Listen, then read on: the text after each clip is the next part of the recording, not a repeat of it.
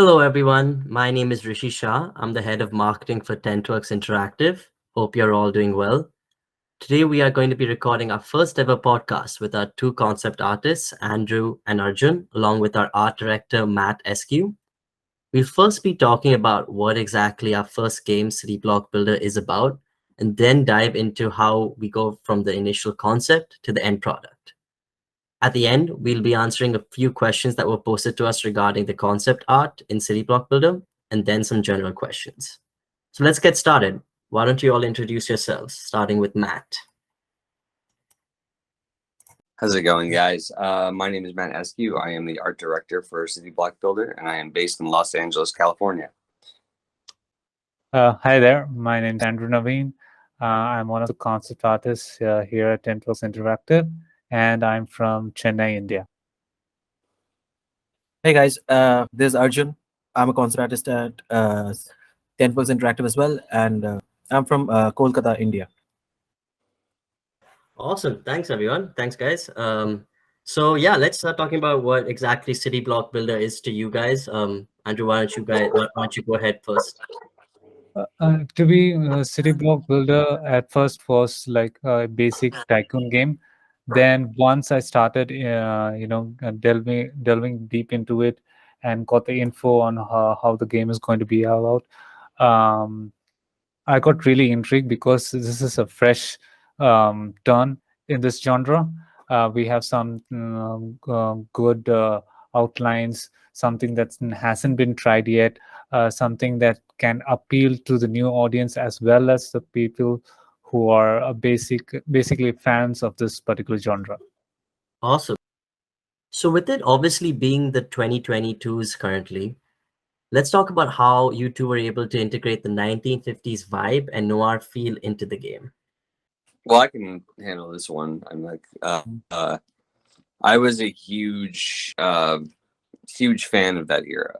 Like there's a lot of mid-century style that I wanted to bring to the game. When I initially saw it, I saw that there was sort of like the very surface level type thing, like a diner, this or that, but it didn't really have the feel of like other types of places, other types of architecture, the mixture of cultural stuff that was actually happening during that era.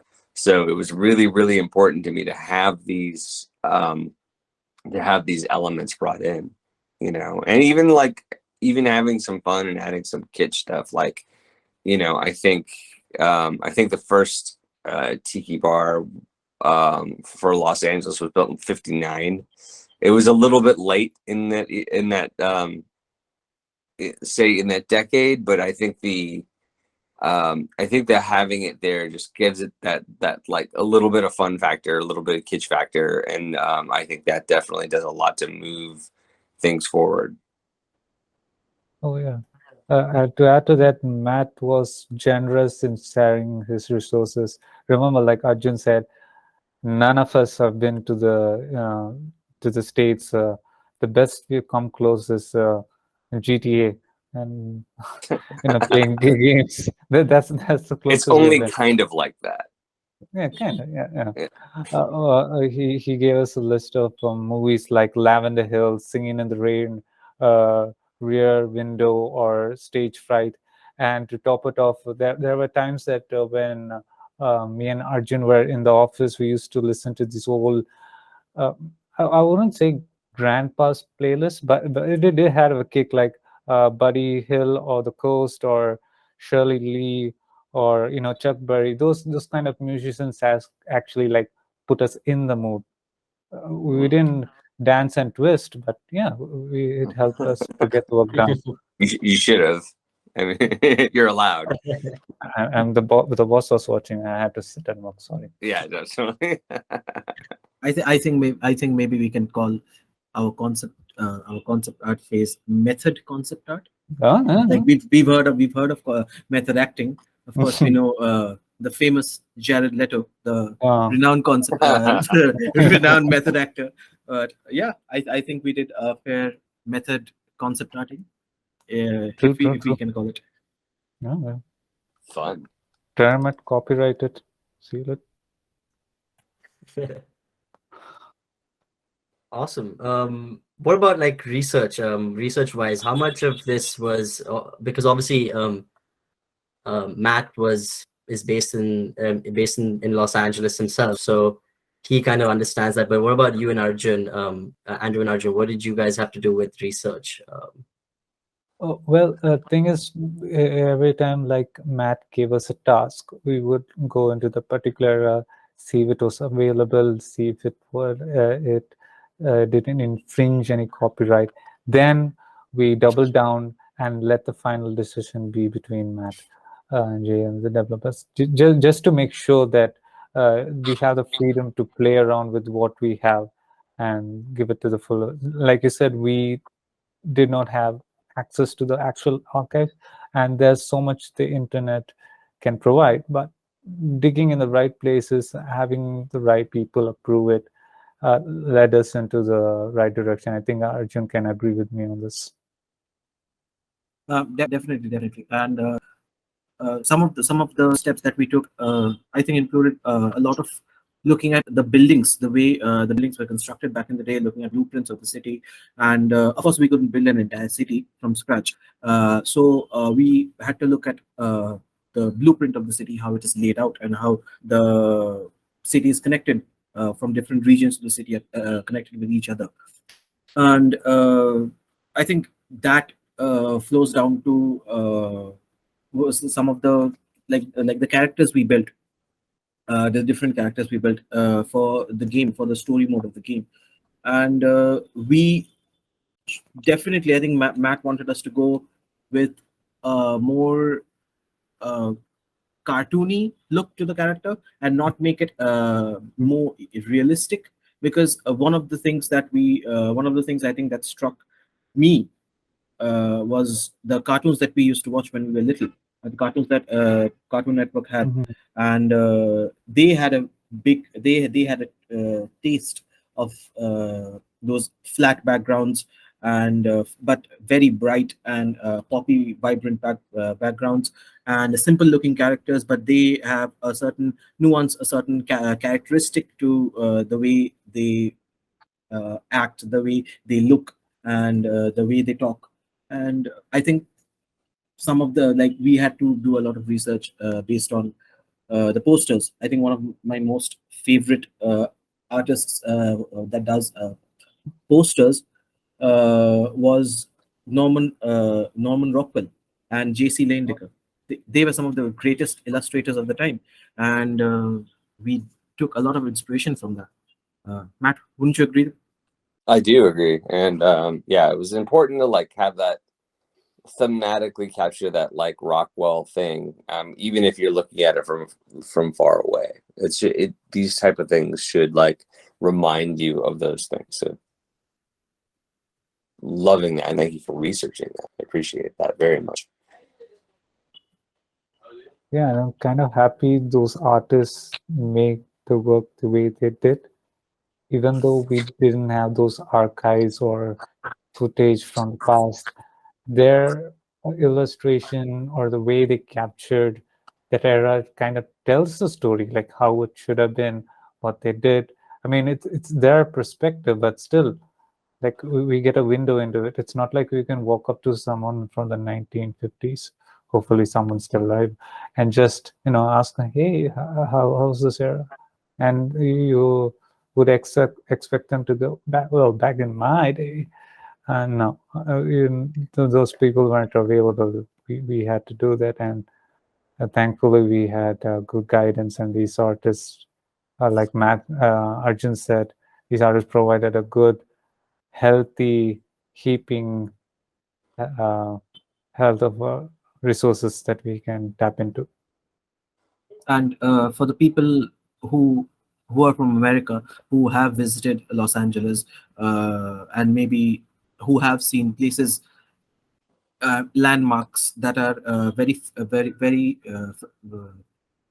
like very familiar to people of Los Angeles, we had to include some of those things so that there's a familiarity to the game. The game is 16 blocks in total, so it's a fairly small area in compared to a city, of course.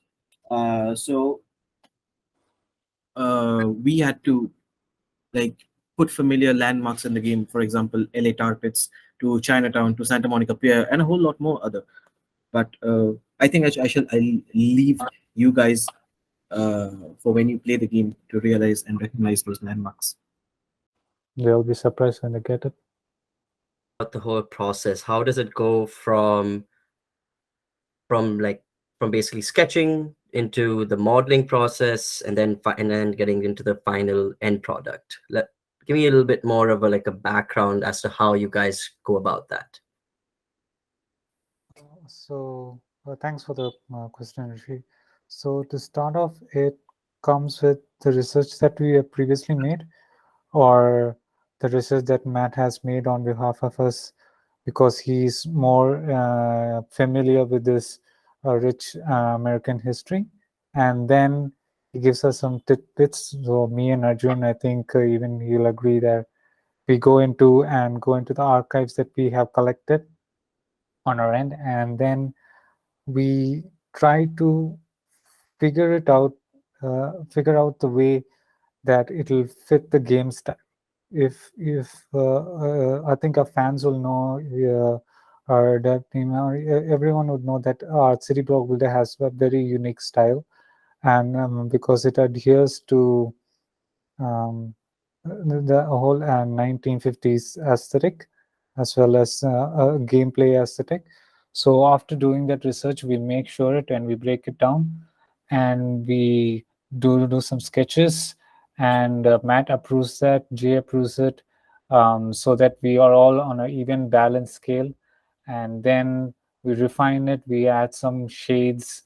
So sometimes the shades are not right, because sometimes the sketches look good but the colors don't look good. That's when Arjun comes in, and I think there have been times, you would agree, right, Arjun, where you like even corrected me with some colors, and um, then we move it forward to keeping the same tone and aesthetic, um, to shapes, what is needed, and we break it down into sketches, shapes, and we have like little color swatches, so that when it's presented to the 3D modelers, they have, like, say if it's a character, we have the front, side, the body, the turnaround, and then we have the colors. Then we have little panels for sketches, so they can literally pick out each and everything. So that really helps the 3D modelers to bring it to life. But at the same time, just like we did it, no, where we kept to the aesthetic of the game, that's already been like, that's a fine line that Matt and Jay keep emphasizing on us, to keep us within the line, because it's tempting to go out of the boundary and explore, because we get so many inspirations time and time again do while you're working, but they keep it within the line, and they do the same thing with 3D models. And if our fans look at our Instagram pages and all the props and all the designs that they all have the same unique aesthetic and style overall, so that it fits the entire game well. Won't you agree, Arjun? Absolutely, absolutely. I would agree with that. And I think one of the most important stages of this entire like concepting would be the sketching stage, because that's where all the ideas that we have discussed, like Matt, you and I have discussed, and that's where it comes to life. And it's you can go crazy when you're speaking, when you're discussing ideas, and how one where we would go with words, but but it becomes concrete. It starts taking a shape as soon as you start sketching. So yeah, I think that's one of the most important stages, and from there, definitely rendering it out in color, and then sending it off to a dev team. And oftentimes, I think we paint some of the textures and send it to the 3D team, so that they can get a better idea of how to implement that, uh, like implement that, and project it onto the shapes of these objects that were modeled in 3D. Yeah, a quick note is, like, sometimes even when we do sketch, or even when we do have a good output, it tends not to make the cut, because it's tempting to go outside the line, as I previously stated. But since our art director and Jay, like, they have an overall idea of what should stay and what should not stay, and just like how a favorite movie gets scenes cut in the editing room, are some of our artworks are like kept aside, like, no, this is not it, you need to change it a bit better. We follow those strict rules, and as Arjun said, those sketching part is quite important, and once you get that thing nailed down, we move on to other stages. And yeah. Awesome. Great. Thank you so much, Arjun and Andrew, for the whole explanation. I think a lot of people have been wondering how it goes from nothing to something at the end of the day. So thanks for that. Awesome. Yeah. Let's also talk about maybe the story mode. I think obviously let's not reveal too much because we want it to be a surprise for everyone. But yeah, Arjun, why don't you talk a little bit about the story mode and some of the characters as well? Definitely. So we in our game we do have a story mode, because we thought having a story in the game, having sort of a campaign in the game would make the game more personal to the character. Once you see a story, you relate to the characters, you relate to the events that are happening throughout the game. So definitely we wanted to include a story mode, and I think we did a pretty good job with it, because I think I can name one of the characters definitely. My personal favorite being Major California. He is this happy-go-lucky everyday guy who decides one day that he wants to become a superhero, and I think that I think it is I think he represents every child throughout the entire world who's ever read any comic book or has seen any series regarding comics, and we wanted to incorporate that feeling into a character, and he goes to, and speaks to this guy called Joey, and he's another fun character, but I'm not going to talk a lot about him because I think I will let Matt continue from here. Sure.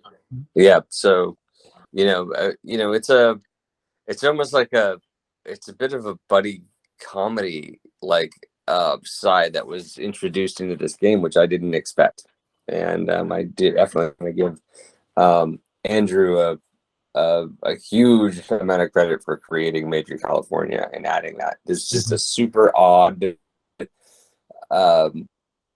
it's just this super odd character that incorporates itself into our game, and and I thought that was important. I thought because it was something extremely different than I've never really seen in other. Sure, I've seen superheroes in other games, but never somebody who was feigning to be a superhero and then like trying to like turn that into his business and trying to use that as part of a business plan and make it work with our other character. That's about as much as I'm going to say about that. But yeah, some of the stuff is out there. Some of the images are out there, and I think he's an extremely well designed character. Very beautiful, very cool, and very different. So, congrats, Andrew.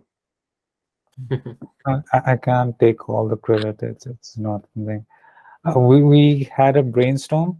We were referring to the old artists during the golden age of comics, and we had this old movie called Blank Man. Basically, it's a guy who uses his everyday utensils and everyday objects to just fight crime.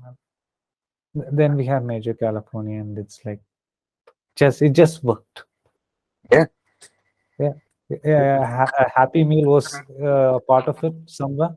An artist has to eat, and Happy Meal was also responsible for making Major California possible. Let's also talk a little bit about the differences and advantages or even disadvantages of working next to one another versus working at home. I think I should. I think I should start first because I worked from home for a long time. Hmm. Compared to the other guys, and definitely working from home has its advantages. As we all know, since 2020, there's freedom of your wardrobe. Definitely, there's how you approach, but and of course there's food. You don't have to worry about food, you don't have to worry about all the extracurricular activities that you have to do when you're Right. living in a different city, when you're living in a different environment that's not similar to yours, when you're not in your comfort zone is what I mean. And uh, going out of that was difficult, especially the food and the living part, because most of the time I don't even have to worry about what I have to do after going home, because I am in home, I am in my comfort zone, I am in my own room, the room that I have lived in for, like, for most of my life. Right. So yeah, there are definite advantages, but I think working in office has its perks, and I think for the number one part is communication and seeing the people that you're working with. I think that's the best. I think that's the best Right. part about it, because as you can understand that it gets much easier when you're looking at the people and you can ask them. You don't have to wait for text replies, or you can just turn around and ask them, "Hey, yeah bro, can you just help me with this thing?" So Yeah. so yeah, I think that's one of the biggest advantages of working in an office environment. And also it actually feels good when someone is like, when your friends and your colleagues are like actually looking at the work that you're doing, and they're praising you or even criticizing you for something which might have tunnel vision into and gone completely off the rails, and they help you bring back, oftentimes, which is not present when you're working at home, because you have to wait for the feedback only after you finish. It's not possible to send minute updates every minute or so. But when you're in an environment, you get these checks, you get friendly feedbacks on stuff that you're doing. And Right. Andrew has given me feedback. I have given him feedback, and he's helped me out. All the other 3D artists and everyone have helped me out, and I've helped them out. So yeah, I think it's a very good feedback loop, if I can call it that, that happens in an office. And the Right. interactions are also much friendlier. It's much more natural. Yeah. And I think Andrew agrees with it. Yeah. Yeah, definitely, for sure. Yeah, I think that face to face definitely helps with communication. You get that whole interaction feeling, which is a lot better as well versus like just seeing someone through a screen. So obviously the pandemic has had its advantages and disadvantages, but for me personally as well, I think working in the office versus at home definitely a lot more productive as well, getting that face to face interaction. But yep, thanks guys. Similarly, how is it to work with an art director who actually lives in a different time zone, which is obviously the US, so PST versus IST? How's that been for you guys? It's been pretty sweet. He's flexible. We are flexible. We won't have one-on-one call or just the three of us, and I think he's constantly available. Even though he's on holidays, he constantly checks with the phone. And even if you just want to hang out, get inspiration, get motivated, and it's really humbling to learn from him, because he has been in the industry for quite some time. Maybe Disney, DreamWorks. He's been there, he's done that. So I think even Arjun Yep. would agree with me. And if the rest of the team be they'll be like, yeah, yes, yes, yes, yes, yes, yes. The Definitely, constant shower definitely, of S's.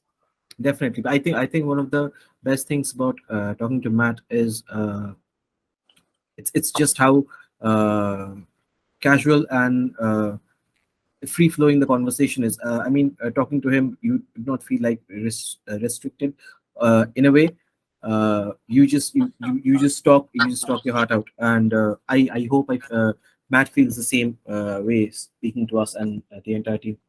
Yeah, for sure. This is definitely the environment that I wanted to create, is that you guys can come to me, with any struggles or anything and feel very comfortable talking to me about it. Even opinions, like if you like, I don't think that works, or I don't think that looks good. And then we can sit and have a conversation about it instead of just somebody just making a snap decision and saying, no, absolutely not. This is 100% the way it should be.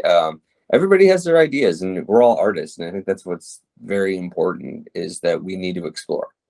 If we don't get to explore, we're just putting things onto paper or putting things, into this antique that we just, that don't drive us forward. And I think it's important to have a little bit of each artist, into what they design and into what they build.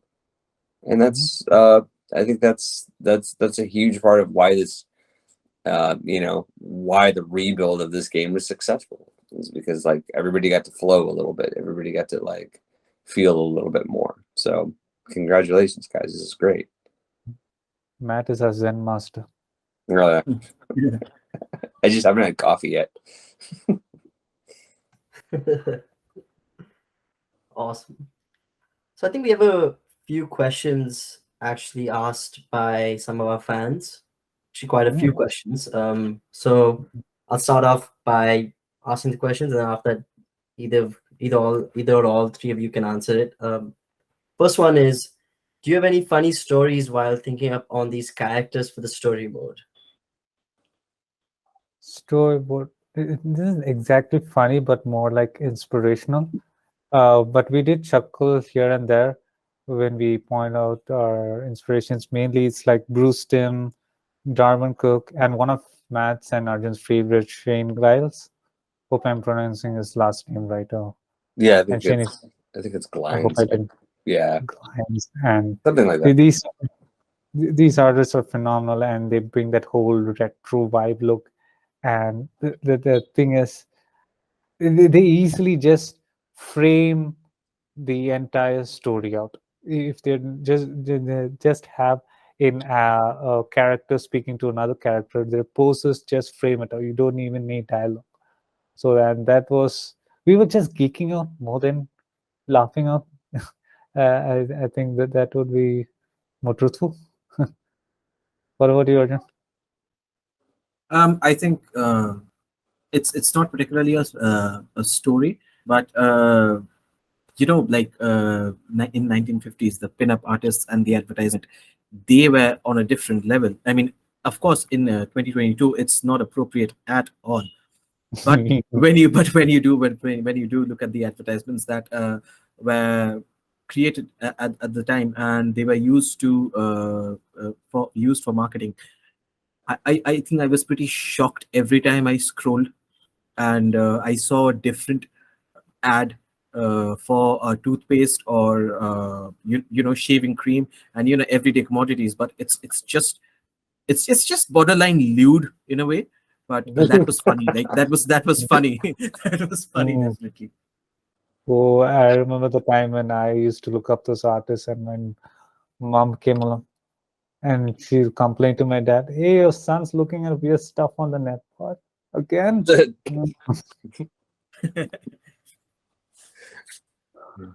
Oh, that's funny. Yeah, I don't have any funny stories on it, but I definitely think that I agree that like having to do the research for to make these things fit in a certain time, that's going to be a little bit awkward. So, but I think you guys did a phenomenal job on really capturing this feel, capturing the humor, and I think Major California. I want an action figure. Rishi, I think you have to make it happen. Like, Yeah. Deluxe edition of City Block Builder or collector's edition, perhaps. Yeah, who knows? Maybe. Awesome. So which games inspired you the most while creating the game? Yeah. I think for me, hands down, L.A. Noir. I think, although it doesn't exactly capture the mood of the game that we have made, but in terms of visual art style and the stylizations that the game has, the costumes, the lighting to some extent.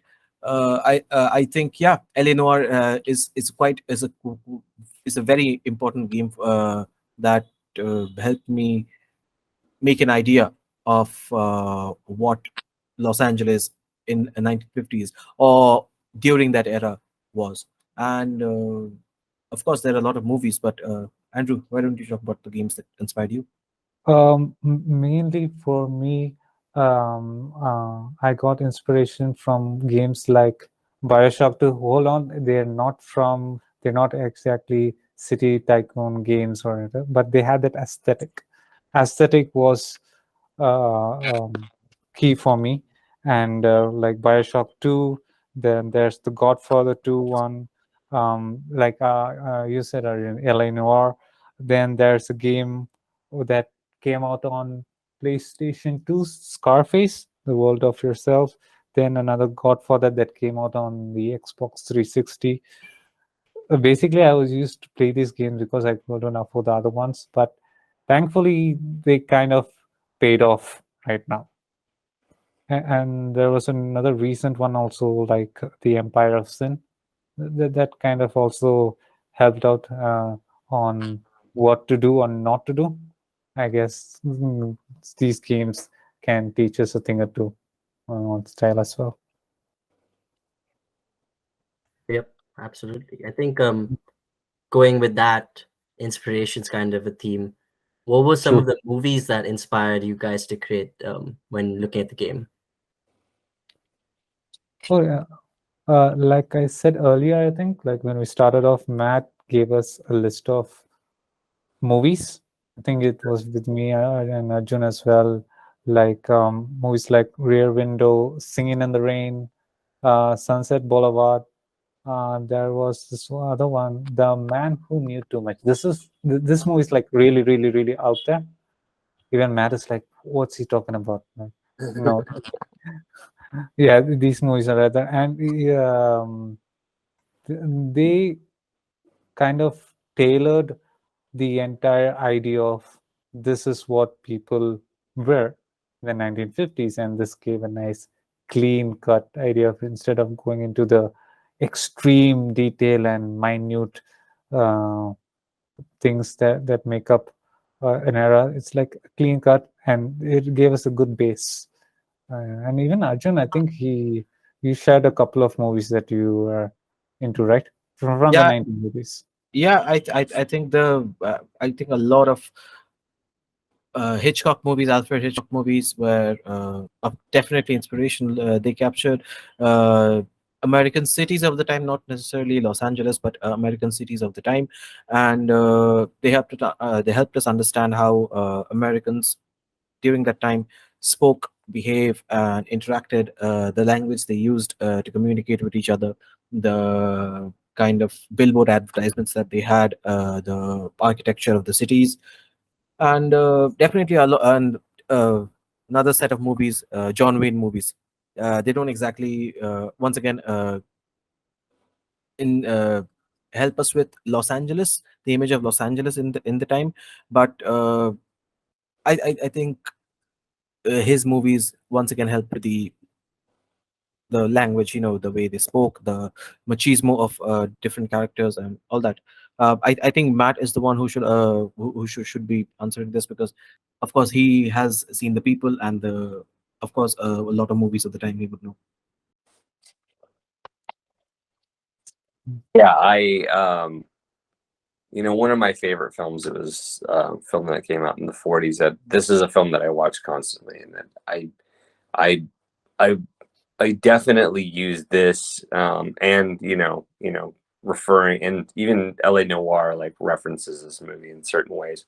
Was The Big Sleep with Humphrey Bogart, which was one of a very famous noir, uh, but it references Los Angeles over and over, and it references and like the geography of where things are happening and where things take place. And even though a lot of it was filmed on a set, um that it definitely, you get the feel that this is you get the feel that these are taking place in like all different places across the city. So that's kind of what I wanted to like, tap my tap my toe into a little bit. A little bit of LA Confidential. I mean, that was a perfect era, perfect setting too for the time.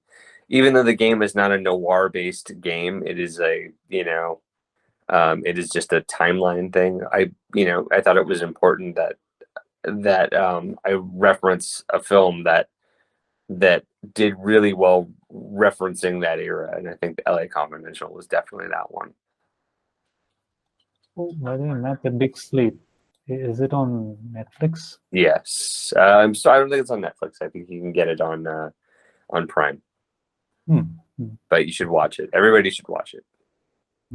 Definitely, and also I think Usual Suspects really captures the entire vibe and the color scheme. Yeah, these I think these two movies, are like Confidential and Usual Suspects. These are more familiar to me compared to. I feel like everybody's gonna think we're making a crime game.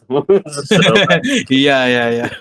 Like, but I think having that edgy seediness of it is going to be important. So Awesome. Writers have writer's block. Is there anything similar with concept art, Matt? For sure. And basically, I think I can. Since it was, we didn't know the expanse of like what we needed to build initially. Like I didn't know what to tell the artists, what to, how far we were going to take this and how far we were going to change things and, what we were going to build. Once we sort of knew the scope of the game, then I was able to pare down and say, okay, now I just need these few different landmarks. We pick a center, the center of the game, is where our build map is, and then if you look anywhere from north, south, east, west, it should be representative of what actually exists, and then we'll try to copy what we see, what buildings we see, and when we look in those directions, just enough to make it seem like you're actually in Los Angeles. Yep. But no, I don't think it's an actual writer's block. It's just like I need to see what works and what's sometimes I'd have to go out, I'd have to go out to LA or look at reference images and kind of take back and okay, was that around in the 50s? What was what did this look like? And then I would have to sort of like rethink what my approach would be. But it wasn't really necessarily a writer's block. It's more of a limitation of what was actually needed in the game. Yep, absolutely. Awesome. We have a pretty interesting question over here. With the advent of a bunch of new technology like LiDAR tech, which has changed 3D modeling and motion capture, changing animation, and in turn reducing the need for how many animators are required. How do you think that has made concept artists have had to adapt to those situations? I think with these new tech, I think it's just made a way for more creative independence in the for concept artists, because you can go all out and explore all types of art styles, from extremely super realistic to super stylized, and we have an idea for we can achieve whatever we want, especially if you want to go to the super realistic route, because then you can just take out your ipad pro and iPhone. They have the LiDAR tech, right?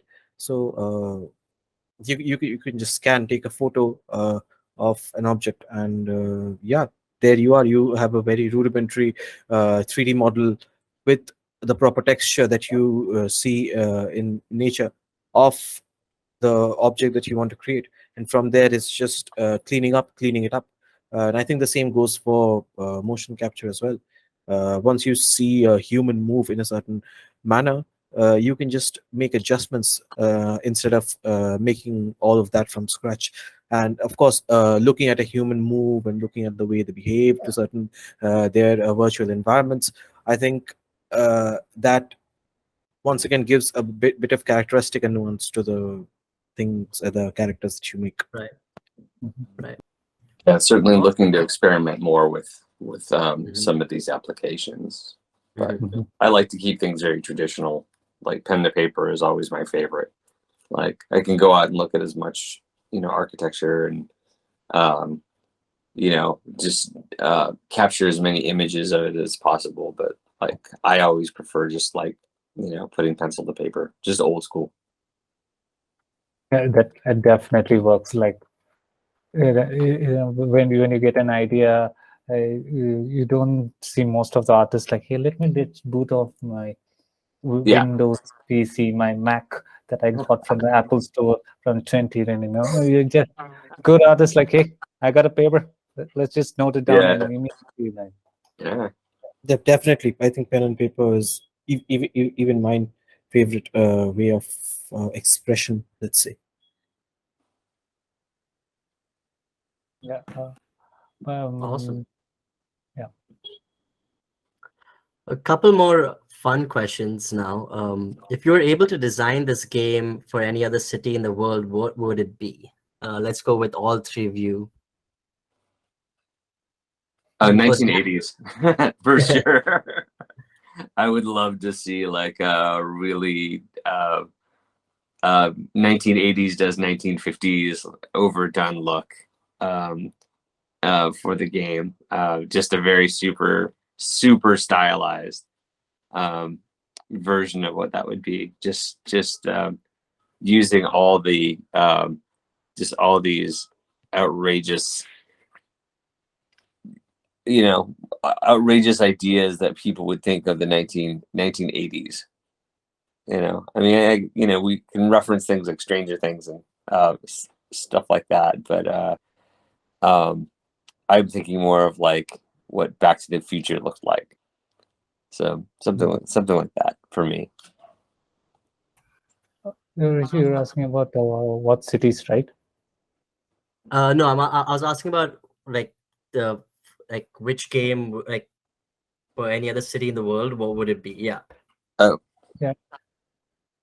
Any other city? I would definitely like to see London in this era. Yeah. I mean, there are a lot of games that have American cities, certain places in the tropical region in South America, but then harsh and gritty thing of London. There are a handful of games. One or No, two. but Andrew, at which time do you want to see London? I think that's important. That would be the 1970s, yeah, Okay. or the 1950s. It was more gritty. Crime was happening left and right. I'm not saying like it's good, but you get to tell a lot of interesting stories.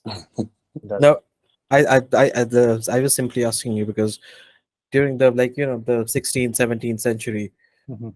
I wouldn't want to go to that London or England because I think that was absolutely disgusting. Yeah, Uh, pretty rough place. yeah, it's pretty rough. I think personally, I wouldn't name you one city because I'm extremely indecisive. But I have a greater I have a greater answer in a way that post post Second World War, during the 1950s, during the 1950s, 60s, there was a lot of innovation in art, and people were going crazy all around the world. And like you've just come out of a world war, in which almost every big country has been demolished, and it's finally over, and people were going absolutely bonkers. So I would definitely prance around Paris, the London, and the European region, and also come to different cities in America, just to see the way art has evolved, the art, like all the reformist Protestant art that's happening, and not sorry, not Protestant. the way art was changing in the Europe and America, and how it was reshaping using the Hmm. post-war, the post-war Right. fun or ecstasy. Yeah, that. Mm. Okay. One of the last questions. In future expansions and updates of City Block Builder, what other areas would you like to explore? Hmm. I would like to explore Tentwood Hills a bit more. It just feels like, or Beverly Hills, as people would say it. How the stars live, the glitz and glamour, that lavish lifestyle. But in that particular era, though. Are you thinking of Axel Foley? Tell me the truth. You're thinking of Axel Foley from Beverly Hills Cops, aren't you? Yes, yes, yes, yes, yes, yes. Just so you can go hang out in someone's pool. Yep. Um, Yep. yeah, I think one thing that would be cool to do as far as like an expansion would be like a 1950s television studio. Oh, To have to have like a Lucille Ball type TV show, like an I Love Lucy or a Honeymooners type TV show that you had to like build and construct sets and make sure everything is working and make sure you get like the studio audience in there and make sure they're entertained and something of that sort would be fun because I think it's ear specific, but it's also like it's definitely a different avenue that could be explored. sounds interesting. Yeah, Yep. that just means more work, guys. That's all. I'm up for it. All I was right. actually going to say. I was actually going to give the most. I think. Anticipated answer. I don't know. Most common answer for someone who's never been to the US. I think I want to make a similar timeline version of New York, and I want to see what that city would be and how it's evolved. So yeah. Yep, absolutely. Yeah, I guess that's the beauty about video games. I mean, you kind of like can just engross yourself into a completely different environment and world, and you just be a part of it. And hopefully, that's what we do for everyone, them into the 1950s. But Definitely, I think we have got really close to that. We're just ironing things out, making sure that it's packed well because gamers don't want to deal with any of those nitty gritty bugs or such and such. A complete, clean, workable game, and I'm pretty sure it'll be worth the wait. awesome. All right, guys. I think those are all the questions that we have for today from everyone. But thank you so much, Arjun, Andrew, and Matt, for answering all these questions, for giving some people some feedback about what the game is about. And thanks, everyone. Sure, guys. Yeah, yeah. And to the folks that are listening, please make sure to log into all our social media links, whether it may be Instagram, Twitter, and make sure to wish us, add us on a wish list on Steam. It's coming out soon, and I don't think I want any of our fans or the general gaming community to miss this game. Absolutely. And also we're going to be releasing a little devlog as well along with this, which you can catch on our website and on our Steam page. So check us out over there. And yeah, as you can see right now, there's the link to our Steam page. But yeah, thanks everyone. Yeah, this was fun. Thanks, guys. It was great.